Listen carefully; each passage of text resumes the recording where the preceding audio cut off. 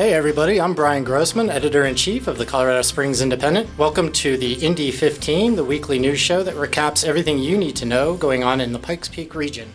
Our guests in the studio today are Executive Editor and Publisher Amy Gillentine and Ahriana Platten, President of our brand new nonprofit board.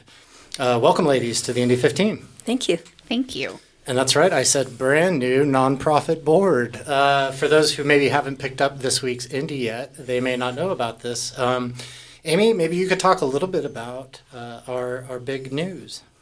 So our big news is that owner John Weiss, who founded the Indy almost 30 years ago, is stepping away for the next chapter in his life and has decided to gift the journalism and events and things we do at the Indy and its sister papers to the community by creating a nonprofit called 6035 Media, which is part of Citizens Powered Media. So we are in the process of that turnover of the assets of the companies to 6035 Media, and will be a nonprofit by the end of October. And that opens up all kinds of exciting opportunities. It's something that newspapers are doing around the country. There are several up in Denver, but we are the first in southern Colorado. And a brief internet search says our sister paper, the Colorado Springs Business Journal, might very well be the first nonprofit business journal in the country. So we are excited about all the possibilities and the future moving forward.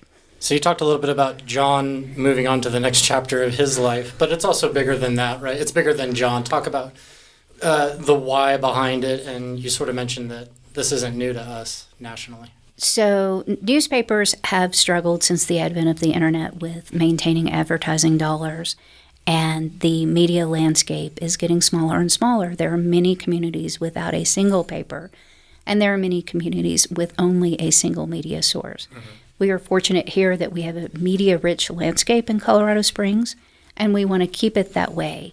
Studies show that the less people you have watchdogs on government, the more the cost of living goes up, the more the cost of doing government goes up, taxes go up, because there's really nobody keeping an eye on what government is doing. Mm-hmm. In addition to that, there's less community engagement and less community involvement. One of the things journalism does is provide a platform for people who do not have a voice. And at the Indy, we pride ourselves in giving that platform and telling the stories other media won't. And those stories will go untold if it weren't for creating this nonprofit. And the long-term goal is keeping the Indy around indefinitely to serve as that watchdog and to provide a voice for the voiceless. And so that's what we're doing with the nonprofit board, and the board will help us raise money and help us with fiscal responsibility and all the things, so that these voices stay around in the community for decades and decades. What sort of, I'm sure readers and advertisers are interested in what this means for them. What does changing to a nonprofit mean for the sort of writing that we do and for our advertisers? So we've been very careful in our bylaws to make sure that the journalism remains independent of any sort of outside influence.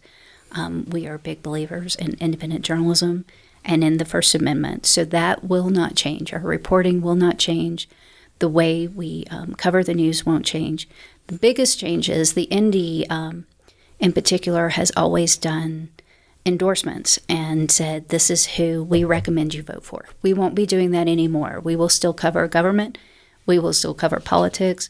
We'll still have our opinion about ideas, but endorsements of people and ballot initiatives are off the table. Mm-hmm. We'll do other things instead to help people decide who to vote for and to showcase where politicians stand on major issues in the Pikes Peak region, but we won't be endorsing. Mm-hmm. As far as our advertisers go, we can still accept advertisements in the forms we do now, but there are some opportunities for underwriting, particularly sections of the paper like arts and entertainment or the food reviews, things like that. Mm-hmm. And there is an opportunity for individual donations as well. So as far as what we do outwardly, that there's very little change there. For people who are interested in donating, can they get a head start? They certainly can. You can go to csnd.com and sign up and donate through that platform. It will not be tax deductible until the end of the month, but those donations, if you're donating directly, those are tax deductible once we switch all the assets over. And when you say end of the month, we mean October? End of October, yes. Considering today is the end of this month. So Ahriana, as president of the board, talk about the board, the makeup of the board, and sort of this whole process from your perspective. I think, what is really interesting about coming in on this kind of initial board is the opportunity to reach out wider into the community for support for the paper. So, these publications have been funded by advertising dollars, by for-profit efforts, and we are becoming not for-profit. And that means that the money that we raise actually is being used, not going into anyone's pocket, but is going into improvements in what we can offer. So the community has the opportunity to see some really exciting stuff coming up really over the next 2 years, because our money will be going in a different direction. The function of the board largely is to go out and find grants, to find corporate dollars, to find sponsorships, to really make sure that funding is there. And, it feels like this, great thing, oh, yay, I'm on the board. But the reality is the board's job is to work for the publication. The board's job is to make sure that the resources are here, that the management staff is well supported, and that you guys can do the job that you do so well already. And are we allowed to talk about the makeup of the board and who some of the people are? Not yet. Not yet? Okay, that's top secret still.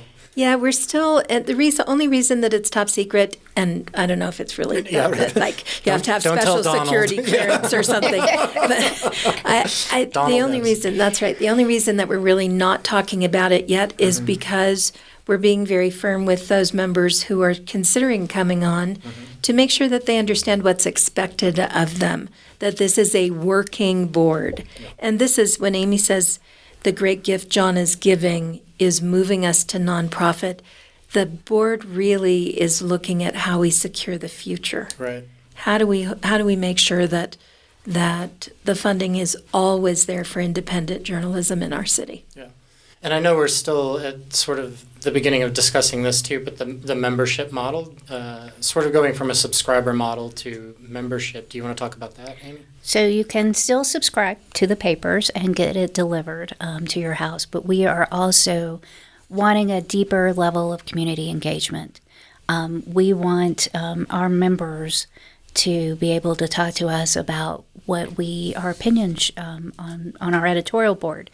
We want to create a real community here, and we are going to be doing that first and foremost with a new website called 6035media.org, which will be live the first week of December. And through that platform, we want to break down the silos in the community as well as those silos that have existed in our own building, and really build bridges and connect people to community, to civic engagement, to conversations that are productive and lead to change and better understanding of where each other stances are. I think the pandemic left us really disconnected and really sort of floundering for new and deeper connections within the community. So we want to help create those through a membership program that also will create a fund for future journalists. We want to start a scholarship for minority journalism students, because we know that it's easier to tell stories in communities where the reporters look like the community. And that's been a big issue in our industry. So we are going to start working on that. We are also working on a media literacy program, and some of the membership dollars will go there to really help people understand that you might see it online, and you might read it online, and you might agree with it, but that doesn't make it true. And so our motto here is truth matters, And that won't change, is that we believe in speaking truth to power. We believe in giving the voice to the voiceless, and that will continue regardless of what our business model is. All right. Ahriana, any final thoughts about this whole process? Like I said, I really encourage the community to pay attention. Mm-hmm. There are big things on the horizon here, and sometimes people see things shifting and think, oh, something's really wrong. Yeah. Something's shifting. This is not about something being wrong. This is about stuff being so right and so exciting and so new. Excuse me. And we're changing. The whole world, the whole past pandemic world has changed. Mm-hmm. We are changing with that to meet the current needs of the community, and we're just really excited about it. All right. Well, for those who have not seen it yet, I encourage Indy fans to pick up this week's paper, not just because we go into great detail about this switch. Pam Zubek did a story about the transition to the nonprofit in this week's paper. We have a note from Amy, a publisher's note, also going into some detail about this process. But this is also the State of Plate issue, which we've been hyping here for a while. It's Matthew Schnipper, who's our food editor, putting together a 5-part podcast along with this big story about just the restaurant, food and drink industry here in Colorado Springs. Have you listened to any of the podcasts yet? Did you get all the way through them? Not yet? Okay. I would encourage listeners to check it out. It's pretty awesome. I know Nick is a fan. He just got through it today, I think. Yeah. So we've been a little busy, Bryan. Yeah, I know. I've heard. Yeah. And I got to admit, I listened to the first one today. So, but I did read the story because it's my job. So State of Plate. I will get that right at some point. State of Plate from Matthew Schnipper, the food editor. Yes. Publisher's note from Amy about our nonprofit transition. Pam Zubek's got a good story in there, so check out this week's paper. Hope you like the podcast. Thank you to Ahriana Platten and Amy Gillentine for being here in studio today. Don't forget to pick up this week's paper. And if you like the audio to this, check out the video on YouTube. Be sure to hit the notifications button so that you know whenever a new video is out. This show was produced by Dave Gardner and Nick Raven. Videocast was directed by Nick Raven, distributed by our digital team, which is made up of Sean Cassidy and Michaela Jones. Dustin Glatz is our art director. Amy Gillentine's our publisher. I'm Bryan Grossman, editor-in-chief. Be sure to join us next week for another episode of the Indy 15.